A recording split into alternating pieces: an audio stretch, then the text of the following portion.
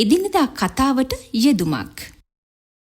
latest කියන වචනයේ භාවිත කිහිපයක් ගැන තමයි අද පාඩම.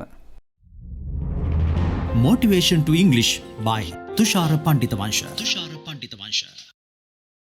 අලුත්ම හෝ නවීනතම දෙයක් ගැන අදහසක් ප්‍රකාශ කරන්න latest භාවිත වෙනවා.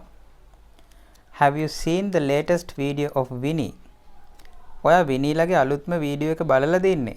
නැත්නම් ඔයා විනීලගේ අලුත්ම වීඩියෝ එක දැකලා තියෙනවද? The latest fashions. නවීන විලාසිතා නැත්නම් අලුත්ම විලාසිතා. අලුත්ම නැත්නම් නවතම පුවත් කියන අර්ථය ගන්නත් මේ latest use කරන්න පුළුවන්. Do you know the latest news? ඔයා අලුත්ම ආරංචිය දන්නවද? මේ latest කියන එක මෙතන භාවිත කරලා තියෙන adjective එකක් විදියට ඒ වගේම මේක noun එකක් විදියටත් භාවිත කරන්න පුළුවන්. Have you heard the latest about Sri Lanka? ඔයා ලංකාව ගැන අලුත්ම ආරංචිය අහලා තියෙනවද? හරි. එහෙමනම් මේ පුංචි පාඩම ගැනත් ඔයාගේ අදහස කමෙන්ට් එකක් දාගෙන යන්න. අපි තවත් පාඩමකින් හමු වෙමු.